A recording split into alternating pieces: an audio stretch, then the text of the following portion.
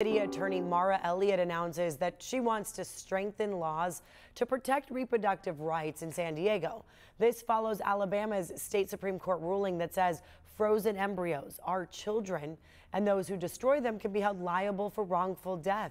CBS 8's Kelly Hessedal joins us from Bankers Hill with what Elliott is proposing.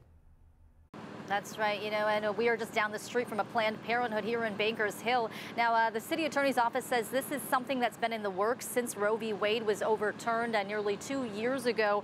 Elliott says it's been a long time since San Diego has updated its laws regarding patients who seek out reproductive care. And she says given the climate in this country right now is the time to do this. Here's some of what we heard this morning.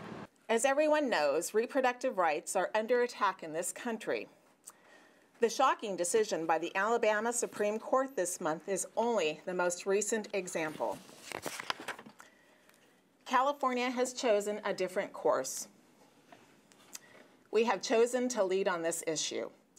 And with that, the city attorney announced she wants to update laws protecting patients from harassment if they go to a clinic such as Planned Parenthood. Now, the way she explained it is the law on the books now is if a patient is going to a clinic and they don't want to be approached by a protester or someone out here with pamphlets, the patient is required to tell that person to back away, which Elliott says can be very intimidating. It can be very scary, and she wants to change that and instead increase the amount of distance between patients and protesters so that you can't get within 8 feet of someone trying to get in or out of that facility unless you're invited to. Now, Elliott says this law would also apply to protesters outside of churches as well as schools.